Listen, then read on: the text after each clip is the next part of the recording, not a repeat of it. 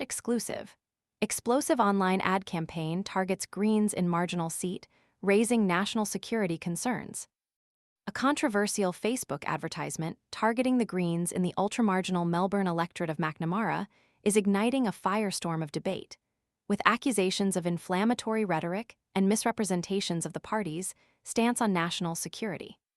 The ad, which suggests the Greens pose a national security risk and potentially support the designated terrorist organization Hamas, has been vehemently criticized as inflammatory and untruthful by the Greens themselves.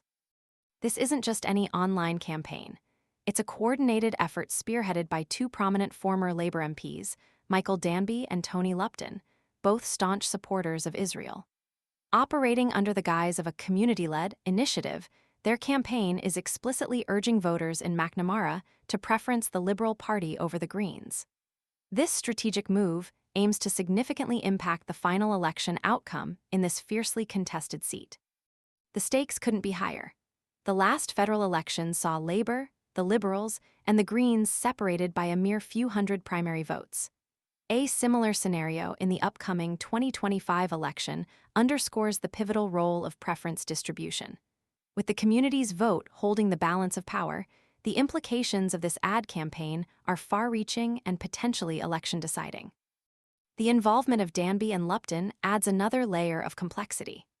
Danby, a former federal Labour MP representing the now-defunct Melbourne Ports electorate, subsumed into Macnamara in 2019, brings significant political weight to the campaign. Lupton, a former state Labour MP for Prahran, located within Macnamara, from 2002 to 2010, further amplifies the campaign's reach and influence.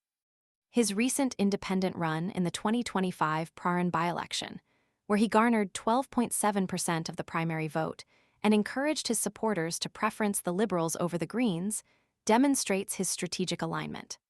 The Liberal candidate, narrowly winning the seat by just one primary vote more than the Greens candidate, exemplifies the razor-thin margins in the electorate. Their combined efforts, coupled with letters sent to the Prime Minister by several Jewish groups urging a similar preference strategy, demonstrate a concerted and well-organized push to sway the electorate against the Greens. This coordinated campaign is not merely grassroots activism. It represents a strategically targeted effort to influence the election outcome. The Liberal candidate for Macnamara, Benson Solo, further fueled the controversy at a Zionism Victoria executive meeting last year. He characterized the Greens as having shifted from an environmental party to one defined by protest and antisemitism. This statement, considering the electorate's significant Jewish population, approximately 10%, making it the second-largest Jewish electorate in Australia, adds fuel to the fire, highlighting the sensitive nature of the campaign's messaging. The ad's impact resonates deeply within the Jewish community. Peter Wertheim, co-chief executive of the Executive Council of Australian Jewry, acknowledged the community's awareness of the Greens' stance on issues affecting them. This statement implicitly suggests a widespread concern within the community regarding the Greens' policies, feeding into the campaign's narrative. Labour's position on preferences in Macnamara remains fluid.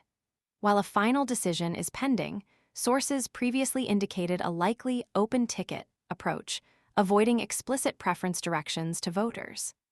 This lack of clear direction from Labour leaves the electorate vulnerable to the influence of targeted campaigns like the one spearheaded by Danby and Lupton.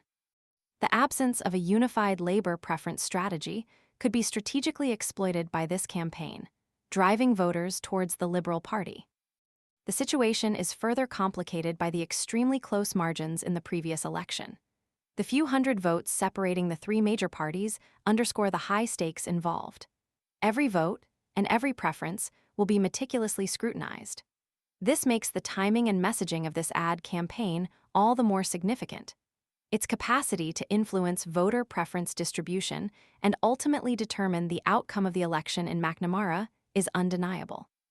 The ad campaign raises serious questions about the nature of political discourse, the use of potentially misleading information to influence voters, and the role of influential figures in shaping election outcomes. Its impact on the broader political landscape and the specific dynamics within the McNamara electorate demands careful scrutiny and analysis as the 2025 election draws closer. The controversy surrounding this advertisement highlights the intense competition and the high stakes involved in this crucial marginal seat. The upcoming election promises to be a closely fought contest, with the outcome potentially hinging on the effectiveness of campaigns like this one. The ongoing debate surrounding this ad underscores the importance of transparency and accuracy in political advertising, particularly in closely contested elections.